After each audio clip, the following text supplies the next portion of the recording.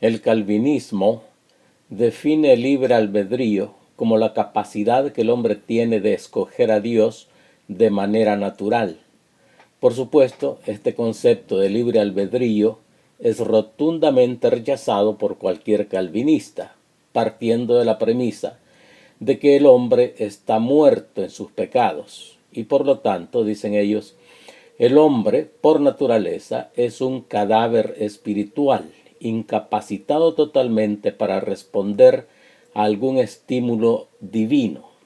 Para que el hombre incrédulo pueda responder en fe, es necesario que antes que nada Dios haga la obra de regeneración en su corazón.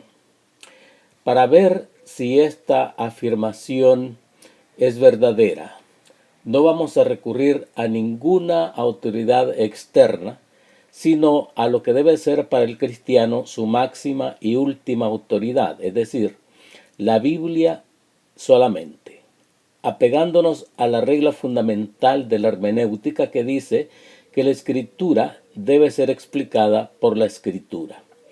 Vayamos pues a Efesios 2, 4 al 5.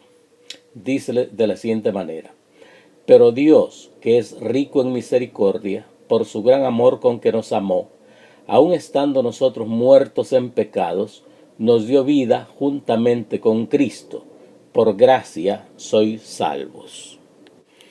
Notemos algunas cosas importantes. Primero, el texto no está diciendo que esta muerte es como la de un cadáver físico, que no puede responder a ningún estímulo, sino que simplemente está hablando de nuestra extremada indignidad y condición repulsiva antes de ser vivificados juntamente con Cristo. Como todo ser humano creado a la imagen y semejanza de Dios, teníamos razonamiento, sensibilidad y voluntad, pero nuestra condición y actividad en el pecado nos mantenía separados del Dios tres veces santo.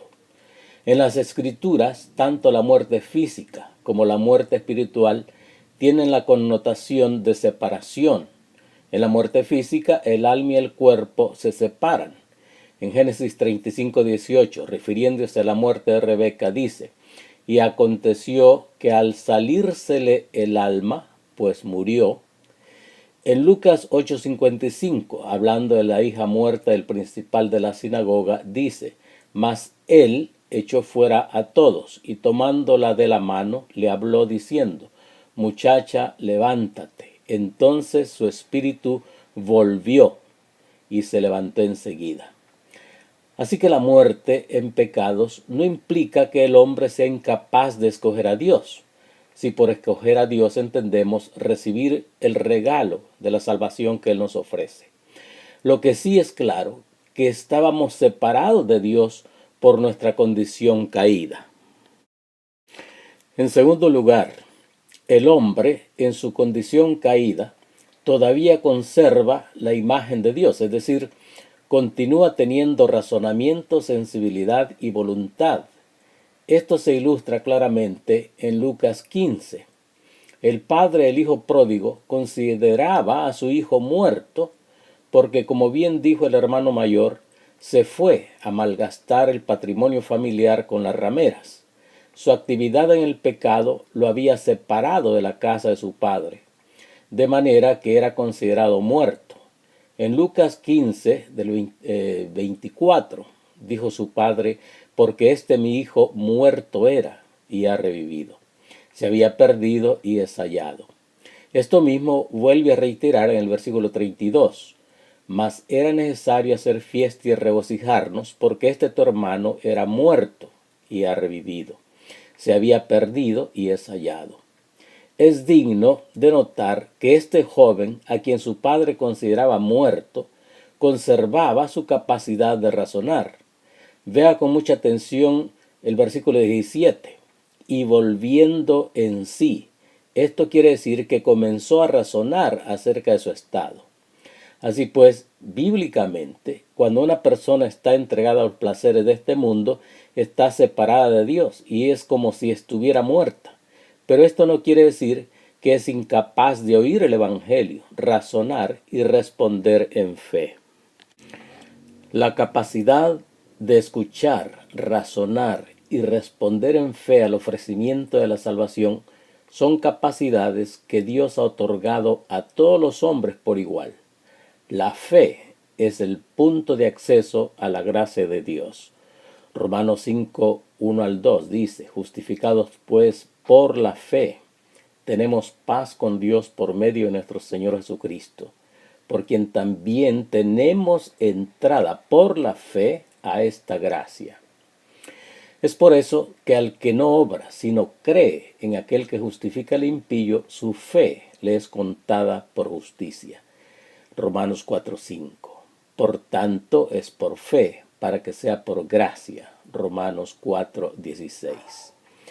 Ahora bien, si la regeneración o nuevo nacimiento ocurre antes de creer en Cristo, entonces, ¿por qué la Biblia lo presenta siempre en el orden contrario? O sea, en la Biblia lo primero es oír, lo segundo es creer y lo tercero es recibir. En Hechos 15, del 7 al 8, dice: Dios escogió que los gentiles oyesen por mi boca la palabra del Evangelio y creyesen.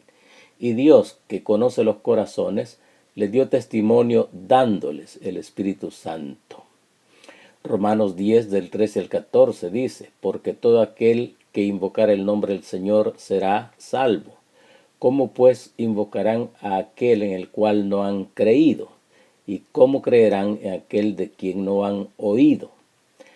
Pablo comienza con el resultado final, pero todo comienza con oír para creer y creer para ser salvo. En Efesios 1:13 volvemos a encontrar el mismo orden. En él también vosotros, habiendo oído la palabra de verdad, el evangelio de vuestra salvación, y habiendo creído en él, fuisteis sellados con el Espíritu Santo de la promesa. En la doctrina calvinista este orden es invertido. Sin embargo, el mismo Señor Jesucristo reafirma esta misma secuencia que estamos viendo en otros pasajes. De cierto os digo, el que oye mi palabra y cree al que me envió tiene vida eterna. San Juan 5:24. Este orden en la Escritura nunca cambia. Primero oír, segundo creer, tercero tener. No es primero tener vida para poder creer. Cuando Nicodemo le preguntó al Señor: ¿cómo puede un hombre nacer siendo viejo? El Señor les responde que la regeneración es una obra que solamente Dios puede efectuar en el hombre. Nuevamente Nicodemo pregunta: ¿cómo puede hacerse esto? El Señor procede entonces a explicar maravillosamente la forma en que una persona recibe este nuevo nacimiento. ¿Cómo puede tener lugar el nuevo nacimiento? Jesús responde: y como Moisés levantó la serpiente en el desierto, así es necesario que el Hijo del Hombre sea levantado, para que todo aquel que en él crea no se pierda, mas tenga vida eterna. San Juan 3, del 1 al 21. Así que todo aquel que cree en el Señor Jesucristo recibe vida eterna. Uno primero ha de recibir lo que Cristo ha hecho por nosotros, para que Dios le dé la vida eterna. El apóstol Juan hace clarísimo el propósito por el cual escribió este libro. Es para que sus lectores creyesen que Jesús es el Cristo, el Mesías prometido en el Antiguo Testamento, el Hijo de Dios, y para que creyendo tengan vida eterna en su nombre. San Juan 20:31. Ahora debo preguntarte: ¿has creído? Porque si no has creído, no hay otra manera en que puedas nacer de nuevo. Bueno, en el próximo video estaremos examinando Juan 6:44, que es otro texto que usa el calvinismo para respaldar la doctrina de la depravación total. Te pido que estés pendiente. Muchas gracias por mirar este canal. Hasta luego.